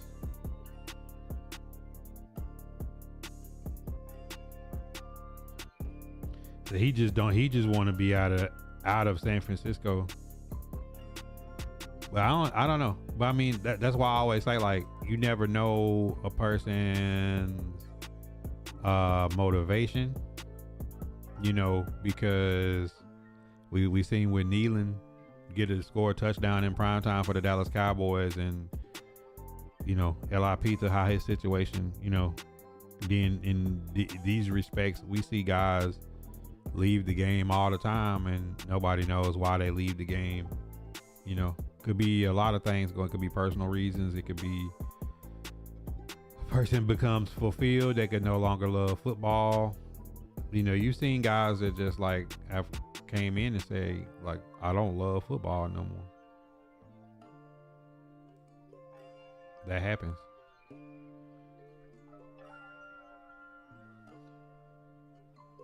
It's a lot of money to leave on the table though, because then again, it's like Aaron Donald. I don't know if y'all seen that podcast when Aaron Donald was like, I have no like I've done everything I set out to do in football type shit.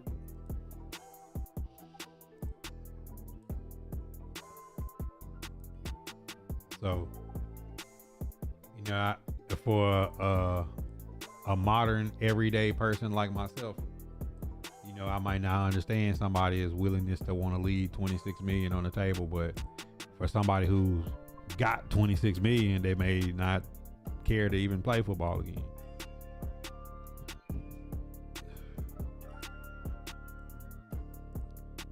It happens. It happens.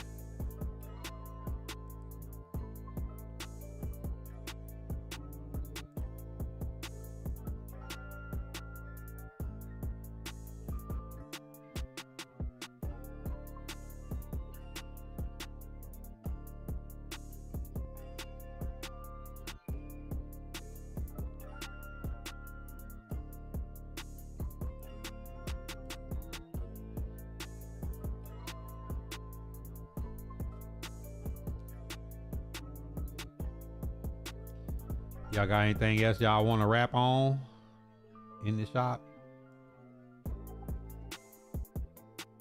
If not, I think we gonna close Facebook, YouTube side. Y'all know the deal. We're gonna pop back on Kick and Twitch in like 30 seconds. We just had to reset. I appreciate y'all tapping in to Shop Talk. If you want to stay in for the late night stream, I will continue to stream tonight. After about 30 seconds, the stream will come back on. God first in the chat. We out.